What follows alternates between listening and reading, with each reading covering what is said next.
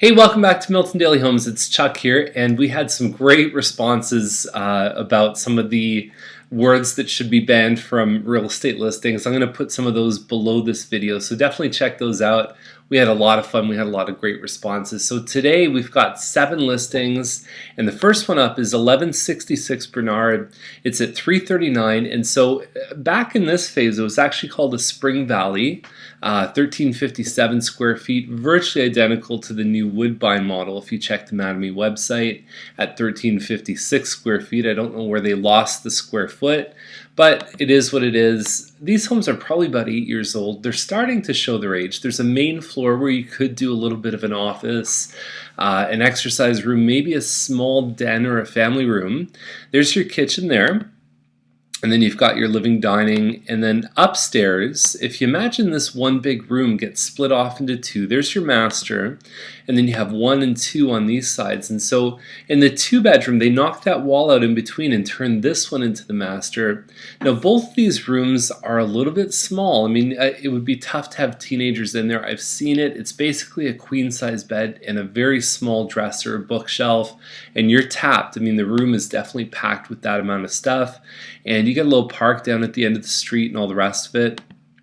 So overall, now interesting thing about these townhomes, and we see this over and over, is that they, for a while, the hard cap on these ones was 329. Hardly anyone crossed that number. And then we had a couple sales, and then all of a sudden, boom, it's like 339 becomes the new normal to list. Now you see almost all of these models between 335 and 340. And occasionally people will try a 349 or something. It generally isn't met with great, I guess, buyer interest. But anyways, that's the story about these townhomes, is they'll float for a while and then all of a sudden, boom, they'll go up or they'll go down. And then, so they're very subject to precedents. And so if somebody can really break a record on these, you find that the bar really gets raised in a big way, or it gets lowered if we find someone who maybe is a little more motivated and has to get rid of it. So very interesting. I think overall the trends are that they do appreciate pretty well over the years when you look at what these sold for even 3 years ago. But some people get frustrated because after a year they may only see that it's gone up 5,000, but then one sale will just change the whole game. So Pettigrew is 382.9. It's a semi-detached. I think it's kind of under 1,500 square feet. It's got one big room, and then you've got your eat-in kitchen, a couple pot lights, and almost like kind of a Vaseline lens that they use. The bedrooms are decent size, and then there's a finished basement. Overall, I would say that this one, I mean, a model just down the road from this one sold probably a month and a half, 2 months ago, and it was in the 360s. It wasn't in very good shape. And so these guys look a little bit better, a little more upgraded, plus they have the finished basement. So they're doing very, very well. And so Farmstead's next one, 420.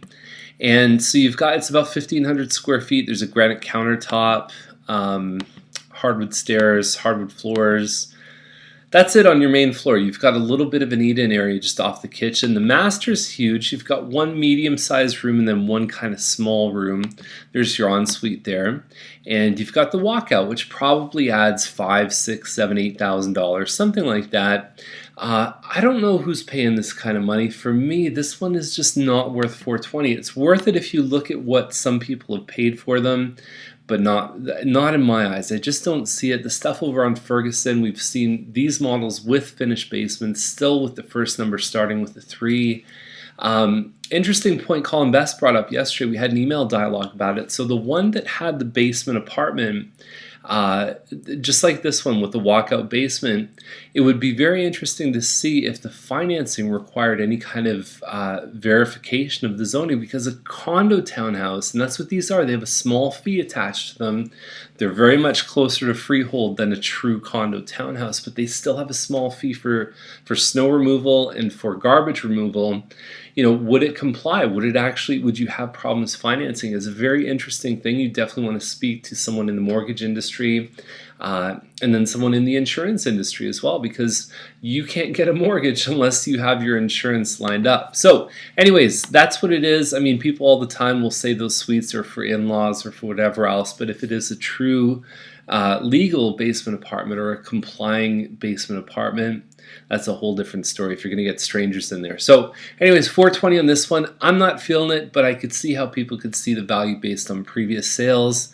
I just wouldn't recommend a client pay more than probably low fours for it. So Cochrane Terrace is 569. It's a Spirit Plan 6, and so we reviewed, I think, one of these earlier in the week or maybe even last week for like 535.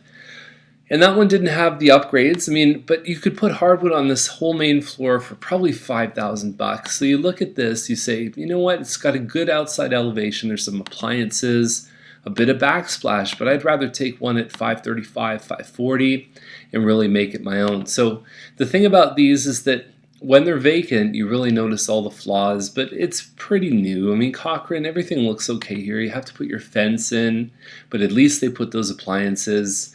$569 is the price on this one. It seems a little bit high, but historically, these ones have sold for big dollars. They had a real inflationary period last year, and then they've been sort of hitting a glass ceiling probably for the last, I would say, 6 months or so. So Hill Street, $599. It is about 26 something square feet. It's called a Sunderland. Some people don't like the siding.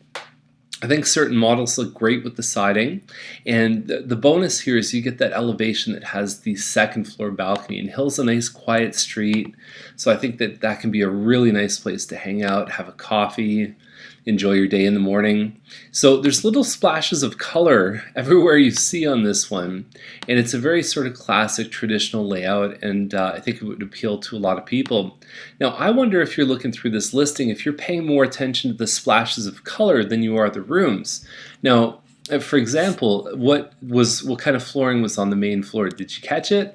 Probably not, because you were looking at those colors. It's carpet actually, but you wonder what's in this bathroom. Do you notice the nice upgraded counter and sink, or do you notice all these little red features? So that can be something that it would be interesting to see how that affects their listing. Obviously only time will tell. Good looking backyard, and it looks relatively private too. It looks like the trees are really starting to bloom nice. But like I said, Hill Street is a very, very quiet street, and you're in the Hawthorne Village School District. Same thing with this one on Trudeau. I really like this one. It's a 40 by 105 foot lot. It's at 680, and it's hard to find bungalows. Really good ones. We had a couple list at the end of last year, and so we haven't seen a whole lot since then. There was one over, I think, on Rolfe that just recently sold in the mid fives. But yeah, this one looks really good. Double car garage, hardwood floors, a very nicely, you could really imagine doing some laundry in that room. And there's not a lot of laundry rooms that really invite you in. Open concept here. You've got a nice high peak ceiling here, and there's your loft upstairs. So it looks like a total of 4 bedrooms plus 4 washrooms. And even the master bedroom has some nice hardwood floors too. And the thing that they didn't show in the pictures is actually that it backs onto a nice sort of green space ravine. So it's got a nice private area where you can just relax and chill out. Is it higher than most of the places in Drury Park? Absolutely. I think about one of the homes that sold last year on Stewart, backing onto the pond, beautiful landscaping, and they didn't have hardwood, but it was very well done. This one actually looks a little more upgraded. You figure it year-over-year appreciation for half a year, 3/4 of a year compared to that one.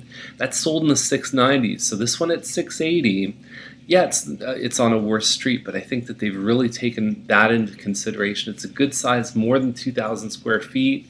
If you had to finish the basement, there's a huge amount of space because a bungalow has a much bigger footprint, and the privacy in the back. Everything about this one, it looks really good to me. And so Nairn Circle is at 719. And so we're talking about a 2,800 square foot home. And so no hardwood here, hardwood stairs. Obviously, you've got a nice little sort of fireplace mantle, granite countertop. So a decent 2,800 square foot home is probably selling in the mid sixes. At 719, where they're building out their value, they might get a little bit of money for their upgraded counters in the bathroom and stuff like that. But really, it's the green space behind, and it's the walkout basement. So when you look at this, you say, okay, depending on how you value the house, you say the green space behind probably, I don't know, $20,000 to $30,000. The walkout, like we said before, is probably between 5 and 10. I don't know if that adds up to 719 in my books.